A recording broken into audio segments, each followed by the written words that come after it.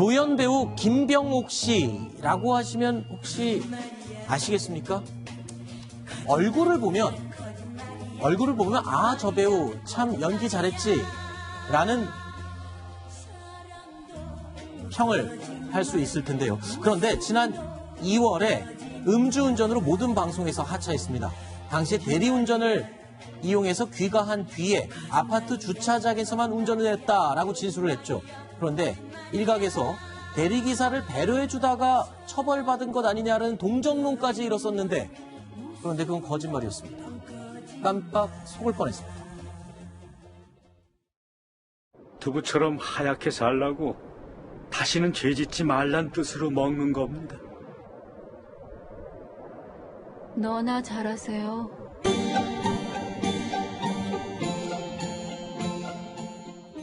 박시민 변호사님, 네. 그냥 2월로 돌아가 보겠습니다. 음주운전 적발 당시에 네. 자신은 아파트 단지까지 대리기사가 운전을 해줬고 단지 안에서 주차만 본인이 한 것이다라고 얘기를 했었잖아요. 음주운전 이후에 바로 인터뷰를 통해서 사과를 하면서 사과는 하겠지만 자신은 주차장에서만 운전했다 이런 얘기를 했는데요. 지금 판결이 선고가 됐습니다. 벌금 200만 원이 선고되면서 그게 아니었던 게 밝혀졌어요. 음주운전을 안 한 건 아닙니다. 대리운전을 통해서 왔는데 그 근처까지 와가지고 2차 술자리로 가는 바람에 그까지 차를 몰고 갔었고 그 술자리 이후에 2.5km는 자신이 운전했기 때문에 이미 변명했던 부분, 주차장에서만 운전했던 부분은 거짓말로 지금 밝혀졌습니다. 자, 음주운전 적발 당시에 김병옥 씨는 완강하게 혐의를 부인했습니다. 술을 먹었는데 그렇게 운전을 했겠냐라고 말이죠. 아파트 관계자의 이야기를 들어보시죠. 내가 얘기를 뭔 술을 그렇게 먹고 운전했냐고 얘기 잘도 모르는데. 저희가 그림으로 그려봤습니다.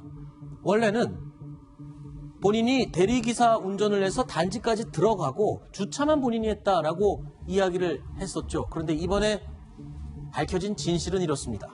대리기사가 김병옥 씨 차를 운전해서 출발을 한 건 맞습니다. 그런데 곧장 집으로 간 게 아니라 집에서 2.5km 정도 떨어진 다른 술집의 2차 자리에 가게 된 겁니다. 여기까지만 대리기사가 운전을 했고 이 자리에서부터는 술을 마시고 2.5km를 혼자 집에까지 운전을 해 간 사실이 이번에 적발이 된 겁니다. 이현정 의원님. 네. 그러니까 대리기사를 부른 거는 본인이 맞으니까 아마 통화 기록도 다 있으니까요. 경찰에서는 들키지 않을 거라고 생각하고 진술을 한 것 같아요. 그러니까 이제 대리기사를 소환해 조사를 해보려 보니까 네. 진실이 다 드러난 거죠. 그렇죠. 결국 이제 본인은 중간에서도 다른 사람의 연락을 받고 술 한잔 더 하자 뭐 그런 연락을 받은 것 같아요. 거기서 바로 이제 대리기사를 보내고 이제 대리기사는 이제 거기서 떠나는 것이죠. 근데 그 문제는 거기서부터 이제 집까지 이제 운전을 해서 네. 결국 이제 워낙 차가 막 왔다 갔다 하니까 도저히 그 이제 아파트 경비하신 분들이 이제 신고를 해서 나중에 집에 간 상황입니다. 네. 집에 간 상황에서 거기서 바로 이제 측정을 해보니까 이제 음주가 나왔거든요. 그러니까 네. 어떤 면에서 보면 본인이 처음부터 이제 대리기사가 주차는 안 하고 그냥 가서 했다라고 해서 대리기사가 상당히 어떤 면에서 보면 욕먹었죠. 욕먹은 그런 상황인데 나중에 알고 보니 그게 아니라 결국 대리기사를 자기가 다 보내놔놓고 자기가 또 술 먹어놓고 이거 해놔놓고 결국은 책임을 돌린 그런 상황에서 더 비난이 가중되는 것 같습니다. 대리기사 협회에서도 성명을 내고 김병옥 씨의 거짓말에 대해서 비판을 쏟아냈습니다. 자, 주차까지 그런데 마치고 네. 그러니까 대리운전을 부르면 대리기사님께서 손님의 차를 주차장에 주차까지 다 해주고 가는 게 그렇죠. 그 상품 안에 다 포함된 거라면서요, 원래. 2011년 이후에 네. 이제 주차장에서도 음주운전이 적용이 됩니다. 그렇기 때문에 대리운전 계약에는 주차까지 다 해야 됩니다. 그거 하지 않으면 아마 계약 미이행, 좀 더 나가서는 형사상으로 음주운전죄 방조죄도 성립할 수 있기 때문에 지금 대리기사협회 성명서 냈죠. 저렇게 우리는 하지 않는다라고 간혹 그런 경우 있어요. 주차하기 위해서 상당히 좀 멀리 들어가야 되고 네. 나올 때 좀 불편함이 있기 때문에 운전자, 그러니까 차량 소유자가 가시라고 하는 경우는 있어도 이 대리운전 기사들이 그렇게 하는 경우는 거의 없다라고 지금 성명서로 밝히고 있고 이 부분이 사실은 가장 좀 논란이 됐고 네. 대리기사협회 입장에서는 가장 마음이 아팠던 부분이 아닌가 생각이 듭니다. 네. 사실 저 같은 경우도 대리기사님과 운전을 해서 갈 때 지하 2층에 제가 주차를 하면 거기서 올라와서 단지까지 나가는데 굉장히 거리가 길거든요. 그래서 참 미안한 마음은 들지만 그렇다고 해서 제가 술 취한 상태로 단지에서 또 운전을 할 수는 없는 일 아니겠습니까? 자, 김병옥 씨의 자백을 이끌어낸 이 경찰 관계자의 이야기를 들어보겠습니다.